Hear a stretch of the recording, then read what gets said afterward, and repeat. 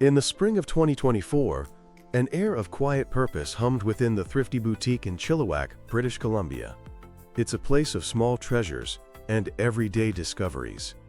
But amidst the familiar flow of donated goods, an extraordinary secret lay hidden in plain sight, a collection of unassuming metal objects that would ignite a mystery spanning centuries and continents, transforming a humble charity shop into the starting point of a remarkable archaeological detective story.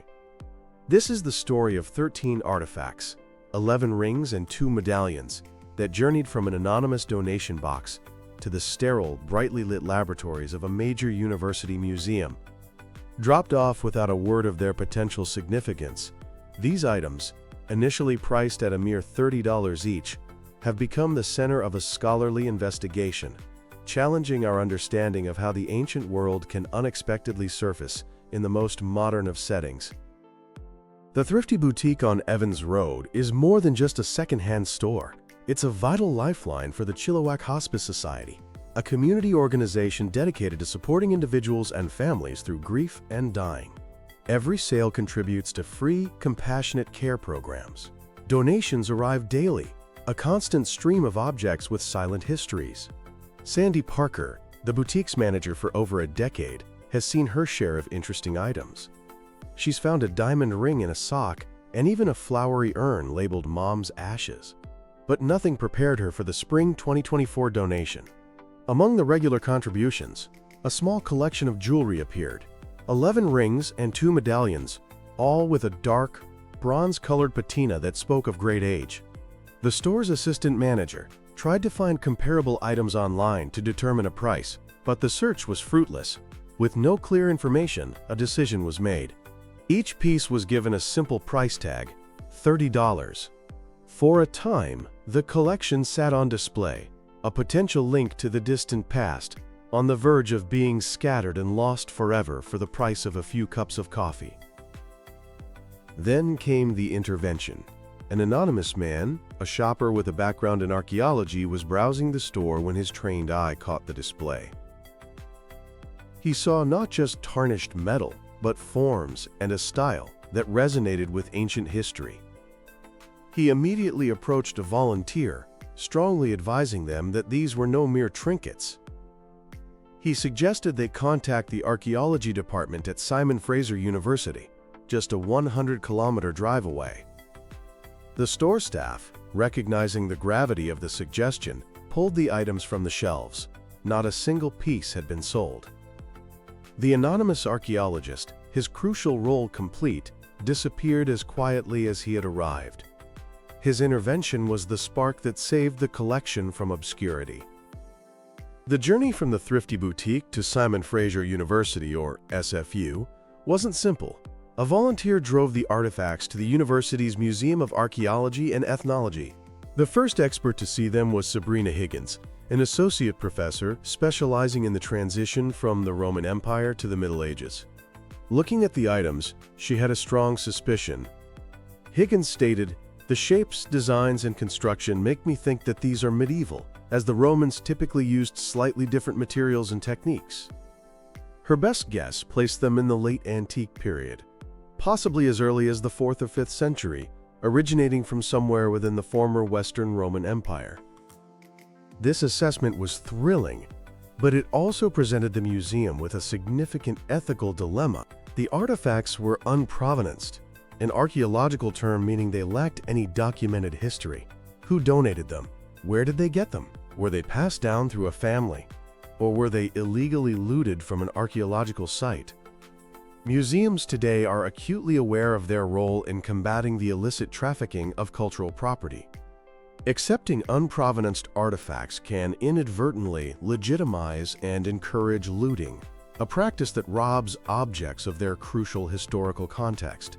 Canada is a signatory to the 1970 UNESCO Convention, an agreement designed to prevent the illegal trade of cultural goods. The museum director, Barbara Hilden, and her team debated for nearly a year. The key question was, what if they were looted? Ultimately, they made a decision. The risk of these potentially significant artifacts disappearing onto eBay or the private antiquities market was too great. By accepting the collection, The museum could ensure they would be preserved, studied, and cared for as part of the public trust. As Hilden explained, is that better than having them be in the care of a museum which has a public trust responsibility? In an act of remarkable generosity, the Chilliwack Hospice Society formally donated the entire collection to the university. Sue Knott, the Society's executive director, said, "This story is a beautiful reminder of how every donation carries meaningful history and unknown potential." Now secured within the SFU Museum, the collection consists of 13 distinct pieces, 11 rings, and 2 medallions. The general consensus points towards the late Roman or early medieval period, a time of immense upheaval in Europe. Of the 2 medallions, the smaller one has generated the most excitement. It reportedly features a Christogram, a Christian symbol, weaving together letters to represent the name of Christ. Specifically, it seems to bear the Greek letters CH and the Roman letter RH, likely forming a chi rho, one of the earliest symbols of Christianity. The chi rho, formed by superimposing the first 2 letters of Christ in Greek, was famously adopted by the Roman Emperor Constantine in the early 4th century. Its presence strongly places the object within a Christian context in the late Roman world. The 11 rings are described as being of a bronze-like color. Their designs are varied. One has a simple band and a flat, circular bezel, a common style for Roman and medieval rings used for imprinting wax seals. Others are said to have floral designs. In the Roman and medieval eras, jewelry was far more than simple adornment. It was a public declaration of status, wealth, and faith. Many rings were functional signet rings, engraved with a design to be pressed into hot wax to seal and authenticate documents. As Christianity spread, religious symbolism like crosses, fish, and monograms became common declarations of faith. And of course, the materials and craftsmanship were clear indicators of social standing. While the Chilliwack artifacts are made of a base metal like bronze, this doesn't diminish their importance. Such rings would have been accessible to a wider population, including soldiers, merchants, and local administrators, offering a window into the lives of ordinary people from the period. As museum director Barbara Hilden notes, their very survival is extraordinary. Each scratch and bit of wear is a testament to a long and silent journey. The Chilliwack artifacts present a perfect cold case for archaeology. To tackle this, Simon Fraser University has designed an innovative plan. The artifacts will become the centerpiece of a new undergraduate archaeology course, launching in the fall of 2026. This course will offer students a rare, hands-on opportunity to become archaeological detectives. As Professor Cara Tremaine, an expert in the antiquities market, explains, "What we're doing is essentially being detectives. We're trying to recover the story of these items." The curriculum will be a multifaceted exploration. First, students will conduct archival and stylistic research, scouring databases and museum catalogs for objects with similar designs to narrow down the time period and geographical origin. Second, they'll use scientific analysis. SFU's lab is equipped with state-of-the-art technologies. One is X-ray fluorescence, or XRF. This non-destructive technique bombards an artifact with X-rays, causing its atoms to emit a characteristic fingerprint. This reveals the precise composition of the metal alloy, which can be compared to the known metallurgical signatures of different Roman provinces or medieval workshops.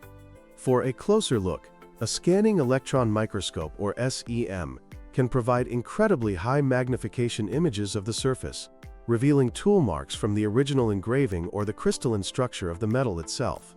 A crucial part of the investigation will be to determine if the artifacts are genuine or clever forgeries.